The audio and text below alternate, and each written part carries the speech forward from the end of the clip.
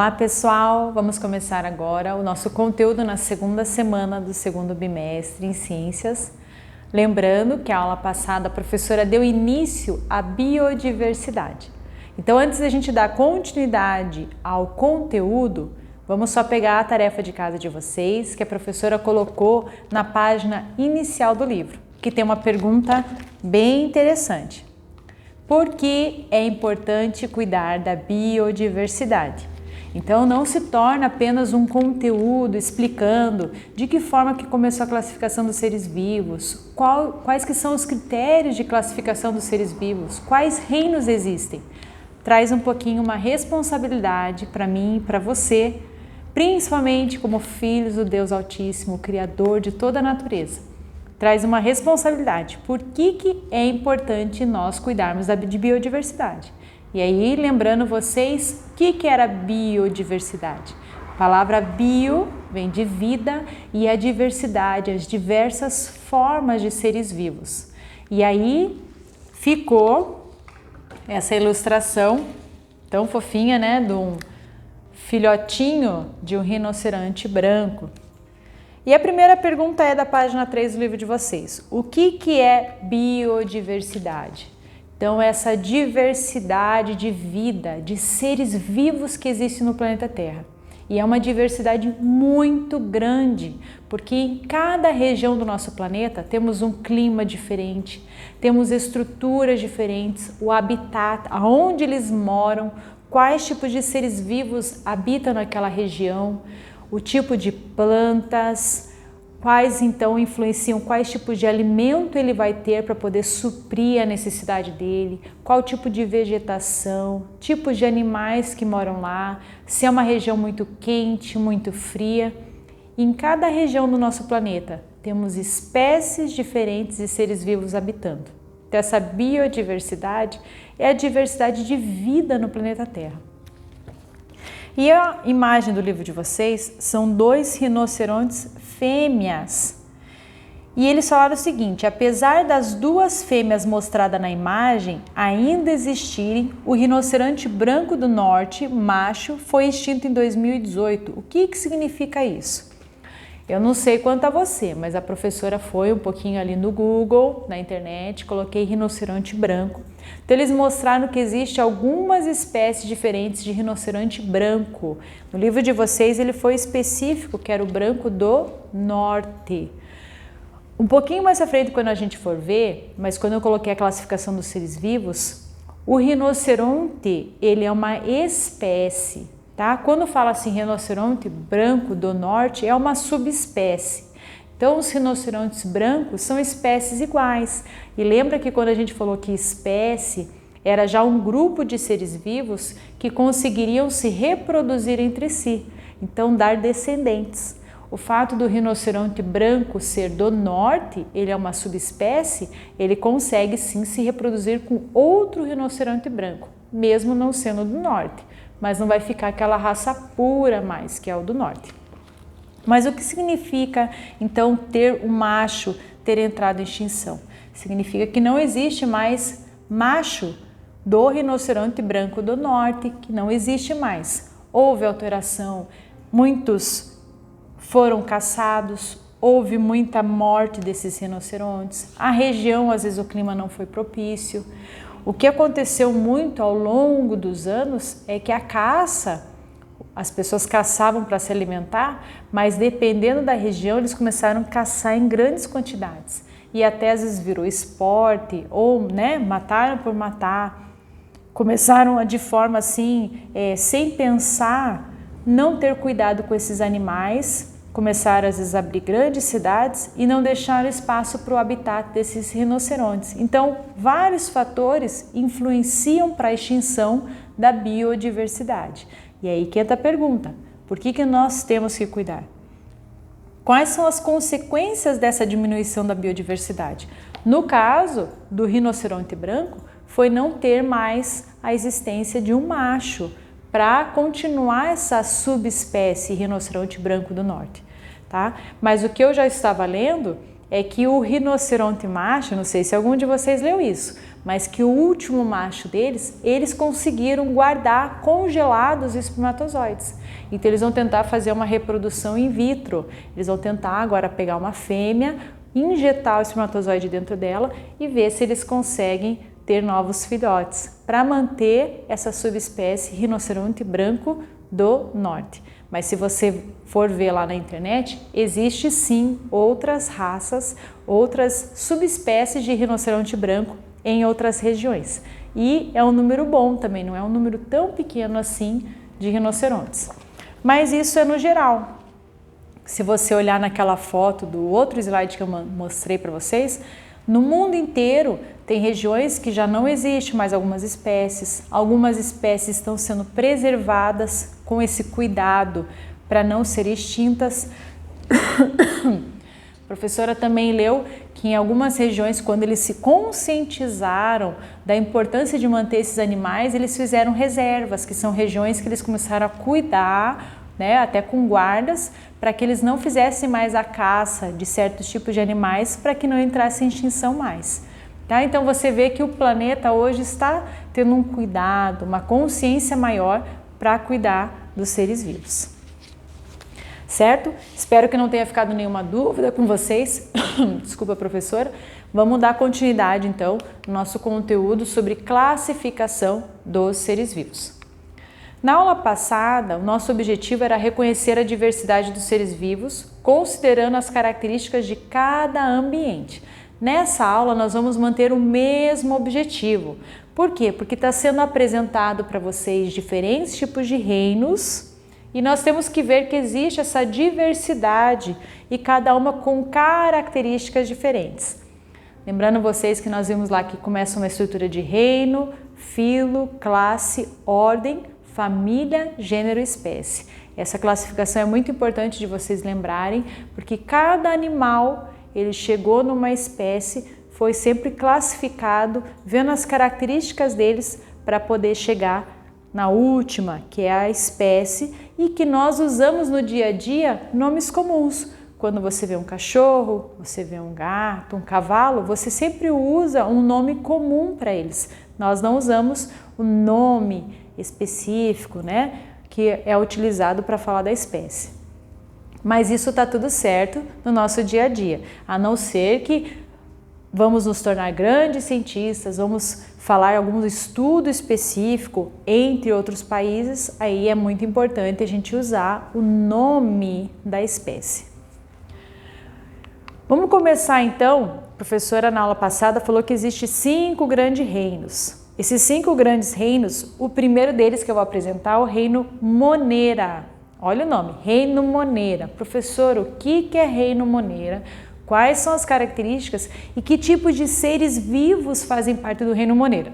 Então vamos lá.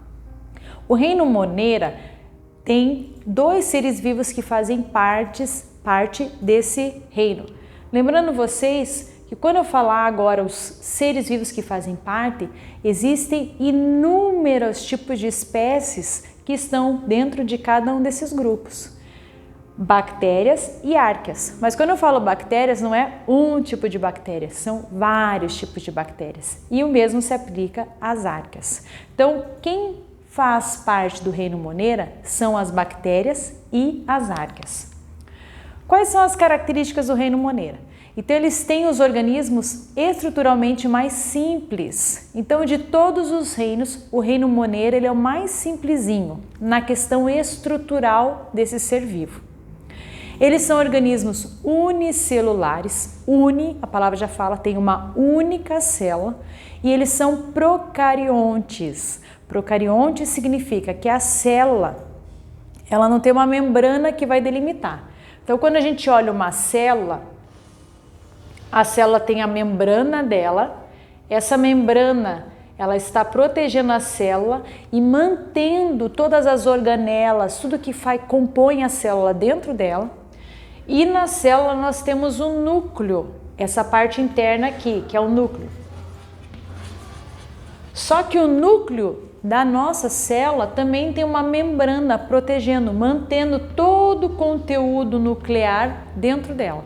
Quando nós falamos seres procariontes, significa que o núcleo está no meio dela junto com as outras estruturas daquela célula. Ela não tem uma membrana que protege e que vai limitar, vai delimitar aquele núcleo dentro. Ela está espalhada junto com os outros organismos. Isso significa ser procariontes. Então, o reino Monera são unicelulares e procariontes. Olha lá alguns exemplos de seres do reino Monera, que são as bactérias e as arqueias.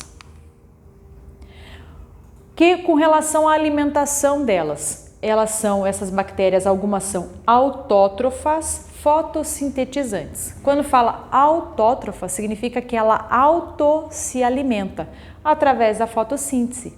Aí vocês vão lembrar quando nós falamos das plantas que faziam a fotossíntese, significa que ela consegue retirar da natureza, ela consegue retirar da energia solar e produz seu próprio alimento. Ela não precisa comer outro para se alimentar. Ela não precisa comer uma batatinha, um feijão, uma outra planta, uma outra estrutura. Ela mesmo se alimenta, ela é um ser autótrofo. Pessoal, fique esperto com isso. Se lembrar, você é um ser autótrofo? Não, eu não produzo o meu próprio alimento. Eu preciso me alimentar de algo, então eu não sou um ser autótrofo. Então vamos lá. Autótrofas fotossintetizantes, produzem seu próprio alimento. No caso, são as cianobactérias, que vivem em regiões de água, tá? Cianobactérias. A alimentação de alguns outros tipos do reino Monera. São heterótrofos. Por que são heterótrofos? Porque eles se alimentam de algo. Então, eles podem ser decompositores, eles ajudam na decomposição da matéria orgânica quando um ser vivo morre, ou parasita, significa que habitam o corpo de outro ser vivo, tá? Isso é uma característica do reino Monera. Como, por exemplo, a fermentação de alimentos e a degradação da matéria orgânica e digestão do intestino dos animais, por exemplo. Então, existem bactérias no intestino, ajudando na degradação do alimento. Função na natureza. As bactérias causam muitas doenças infecciosas e que só podem ser tratadas com o uso de antibióticos. Então, alguma das funções das bactérias é causar doenças, tá? E algumas doenças são tuberculose, difteria, hanseníase, coqueluche, pneumonia, meningite. Tá? Alguns exemplos de bactérias que estão causando doenças, que começam a ser como se fosse uma parasitose, porque vão habitar o corpo e começam a causar essa doença, é uma reação que o nosso corpo tem. E aí cito alguns tipos de bactérias. Lembrando vocês que o reino Monera, além de ser unicelular e procarionte, ele também a gente não consegue enxergar a olho nu.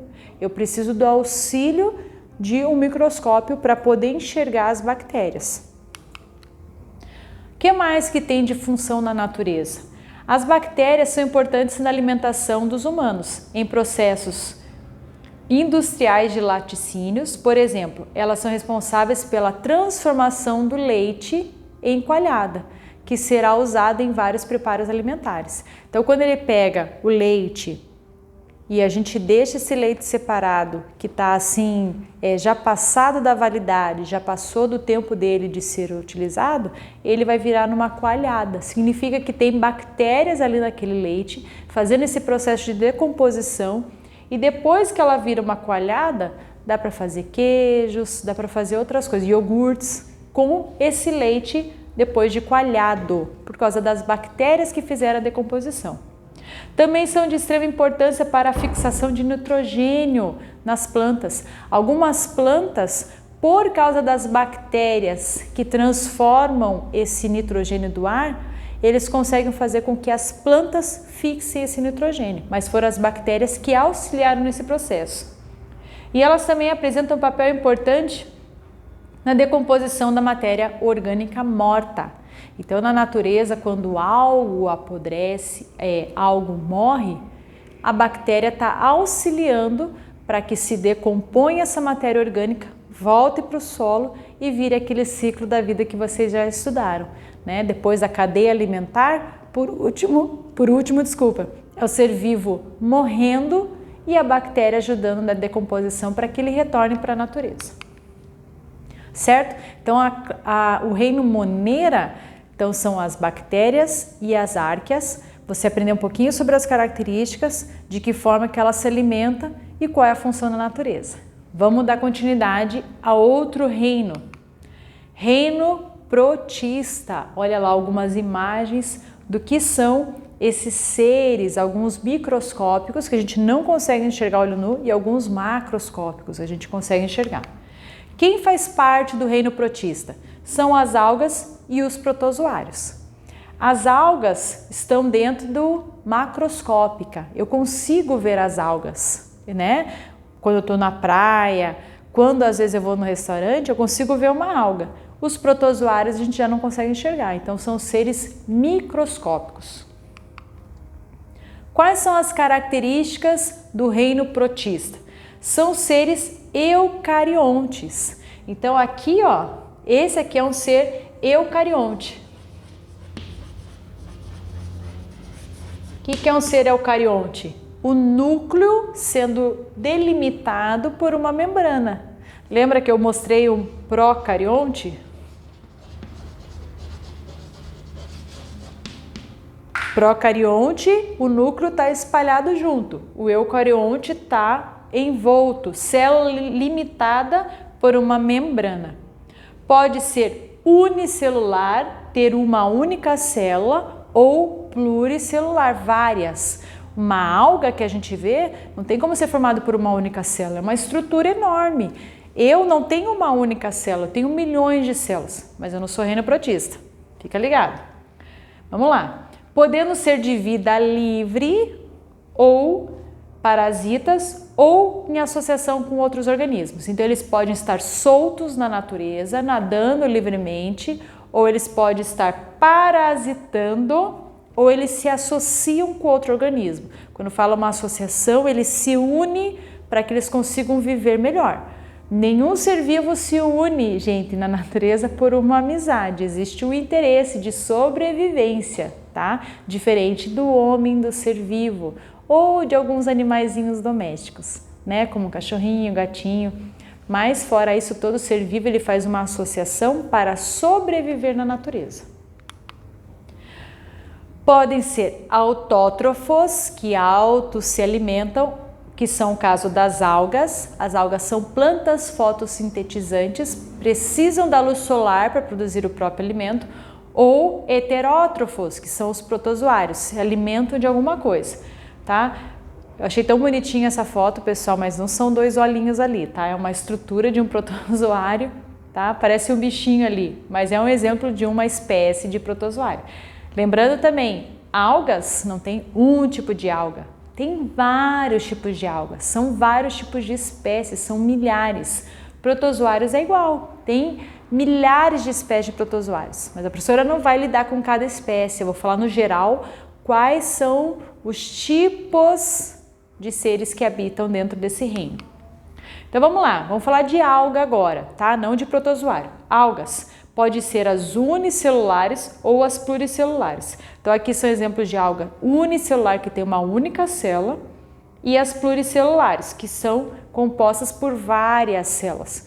Quando ela é uma unicelular, a gente não consegue ver a olho nu, porque uma célula é muito pequenininha, uma estrutura microscópica, só consegue ver com auxílio do microscópio. Já quando é pluricelular, como tem várias células compondo, a gente consegue enxergar a olho nu. Olha o que acontece. Nas algas unicelulares, que são uma única só, elas são autótrofas, porque produzem uma grande quantidade de oxigênio, tá? Então elas produzem o seu próprio alimento fazendo a fotossíntese e por causa disso elas produzem muito oxigênio na água. E elas são levadas pelas correntezas e são uma grande fonte de alimento para outros seres vivos. Tá? O fato do mar estar em movimento e ter a correnteza, ela consegue deslocar essas algas unicelulares e alguns seres vivos se alimentam dela, né? Principalmente às vezes grandes baleias, grandes peixes também fazem aquela filtração e na hora que eles vêm com a boquinha aberta eles conseguem filtrar isso daí, eles conseguem se alimentar disso também. E aqui tem uma imagem de uma aconteceu um fenômeno chamado maré vermelha. É quando tem muita alga unicelular juntas e ela é dessa espécie que tem essa coloração mais vermelha. Então é possível ver, quando elas estão todas juntas, uma grande quantidade, é possível ver esse fenômeno chamado fenômeno da maré vermelha. E alguns exemplos de algas pluricelulares. Todas possuem clorofila, então elas são autótrofas, produzem o seu próprio alimento por causa da fotossíntese, então elas têm a clorofila, se encontram nos oceanos, rios e lagos. E algumas estão presentes até na nossa alimentação, outras na indústria farmacêutica para remédios ou cosméticos, produtos para manter uma pele melhor, para manter uma higiene melhor. E aqui eu achei um exemplo da alga nori. A alga nori ela é usada para fazer sushi, é aquela alga mais escura. Então é uma alga que a gente se alimenta dela, tá? Por causa da estrutura dela, que é possível sim a gente se alimentar, tá? Agora, dentro do reino protista, nós falamos então sobre as algas. Outro ser que faz parte do reino protista são os protozoários. Vamos lá nas características deles. Seres unicelulares, têm uma única célula. Eucariontes, então eles têm aquela membrana delimitada, o núcleo. São heterótrofos, não produzem seu próprio alimento, eles necessitam se alimentar da matéria orgânica. Eles vivem isolados ou em colônias e são classificados de acordo com o tipo de locomoção. Então eles se locomovem e desse jeito de locomoção que eles são classificados.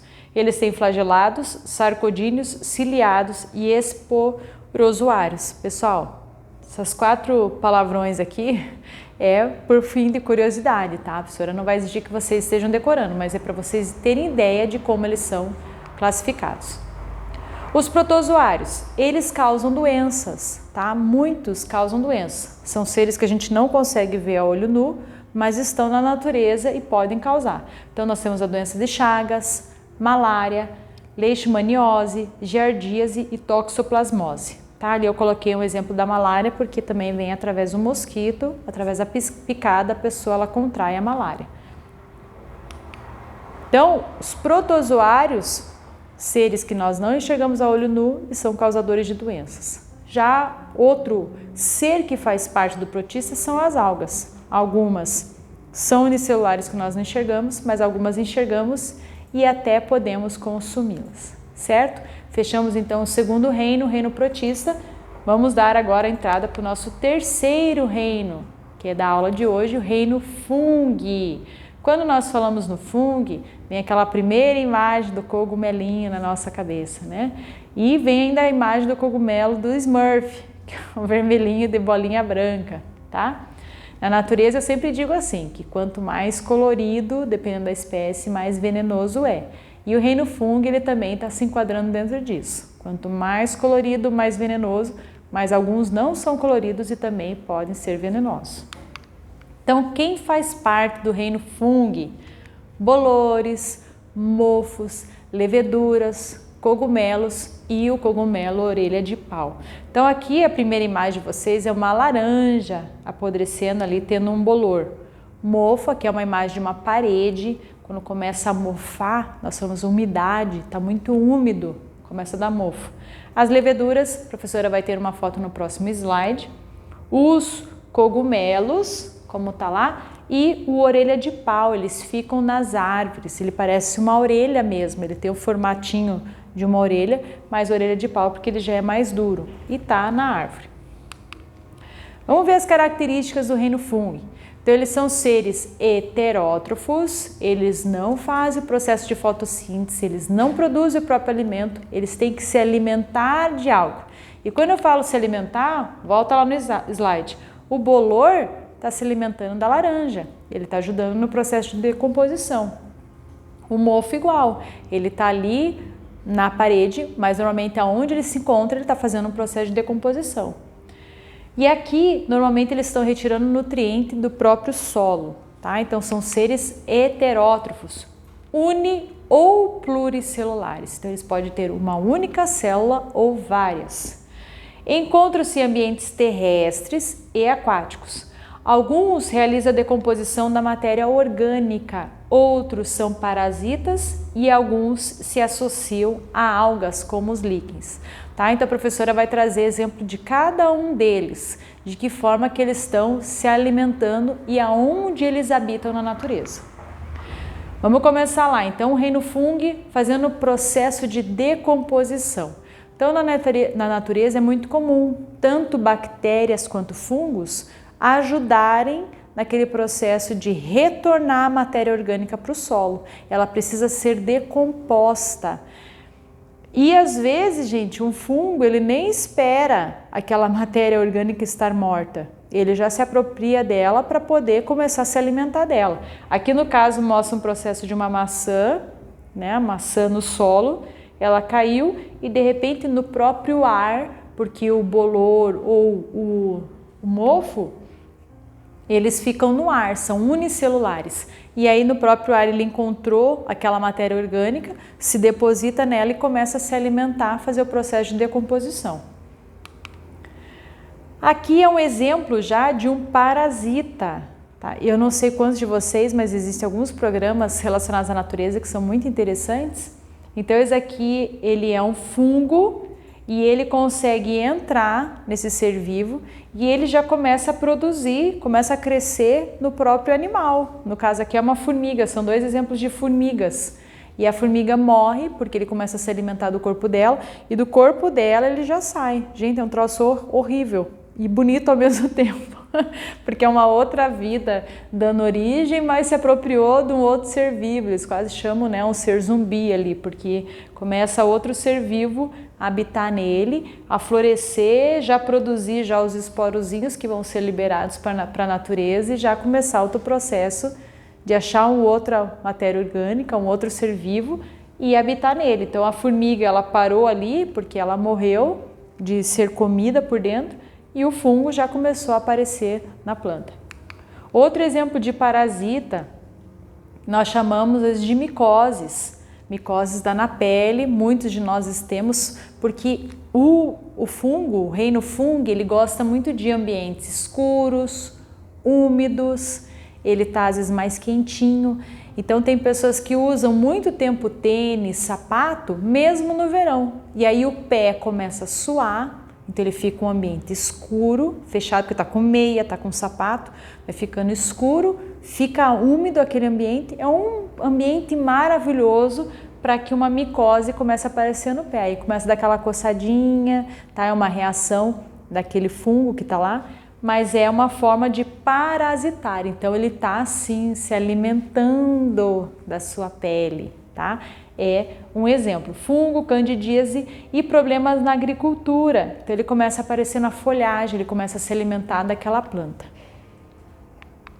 Outro exemplo daí é de associação, de que forma que ele se associa a outro ser vivo para que ele possa sobreviver na natureza. Então tem fungos que se associam às algas e eles começam a habitar, por exemplo, estão habitando aqui o tronco dessa árvore para que possa sobreviver na natureza. Então, quando você for nas árvores e começa a ver essa estrutura ou estruturas assim, aquelas partezinhas verdes, são fungos. É do reino fungo ali que está habitando e o nome se chama líquens, está habitando para sobreviver na natureza, mas ela está associada a outro ser vivo para sobreviver. E um outro exemplo do reino fungo é a levedura, que é responsável pela fermentação de alimentos. Professor, o que é fermentar? É aumentar, fazer crescer, transformar. Então a transformação livre de luz e de oxigênio realizada pelas leveduras, que é um fungo especializado. Esse aqui é uma levedura, é um exemplo de um reino fungo, de uma levedura. São também, tem apenas uma célula, são unicelulares. E aí eles são especializados em fazer uma transformação, utilizando a glicose como substrato, que é o açúcar. A quebra da glicose chama-se glicólise. Então o que acontece? Num queijo, lembra quando a professora falou às vezes do leite? Quando tem esse processo de transformação para coalhada, muitas vezes é a bactéria que faz, mas alguns fungos também fazem, que é no caso da levedura. Então ela consegue fazer queijos, a transformação da cerveja é utilizado leveduras, a transformação do vinho. Então o vinho, a gente fala, ele não apodrece, ele não entra num processo de decomposição. A levedura começa a passar o tempo do suco da uva, ela começa a passar por esse processo de fermentação e se transforma em vinho. Quanto mais velho, melhor, porque está ali essa levedura fazendo essa fermentação. Nos fermentos de pães, bolos, alguns de vocês já acompanharam essa mãe fazendo um pãozinho, vem aquele fermento biológico fechadinho, todas aquelas bolinhas são as leveduras. Você compra o Reino Fung no mercado, que são as leveduras dentro, você coloca naquela água morna, depois mistura na massa, o que acontece? Ela fermenta, ela faz com que a massa aumente de tamanho, tá? Então são alguns fungos bons. Dentro também da categoria cogumelos dentro do Reino Fung, nós temos cogumelos comestíveis e alguns que não podem ser comestíveis, que são venenosos e até alucinógenos, tá? Então, dentro dos comestíveis, nós temos algumas categorias de fungos que são até vendidos em mercado, que você pode pôr no meio da tua refeição, tem propriedades, tem nutrientes, são ricas nesses nutrientes para te auxiliar com algumas funções do teu corpo, então eles podem ser comestíveis. E também alguns cogumelos, você não pode simplesmente achar um na natureza e pôr na boca e tentar experimentar. Não pode, eles são venenosos, vão te dar reações ruins no teu organismo. E aquilo que a professora falou, olha lá os comestíveis, tudo marronzinho, begezinho, olha já nos venenosos alguns coloridos no meio. Então nós temos lá um amarelo, um vermelho, mas nós já temos alguns marronzinhos que estão ali camuflados no meio que não podem ser comestíveis. Pessoal, então aqui ficou a nossa próxima aula de biodiversidade. Nós estamos estudando os 3 reinos, que é o reino moneira, o reino protista e o reino Fung. A professora falou um pouquinho sobre a característica de cada um deles. Eu espero que você tenha colocado no seu fichário, você tenha colocado como registro. Deixa organizado, escreve o que a professora falou, cola imagem, cola ali, ou você mesmo faz um desenho, né? Deixa bem bonitinho organizado o teu caderno que nós vamos dar continuidade à aula que vem a outros reinos. Mas é muito importante você entender a característica, entender essas palavras novas que a professora colocou, tá? E se tiver alguma dúvida, põe lá para a professora e dá uma olhada também na folha de atividades. A professora deixou ali para você fazer algumas atividades do livro para estar registrando mais esse estudo. Bons estudos para vocês e até a próxima semana.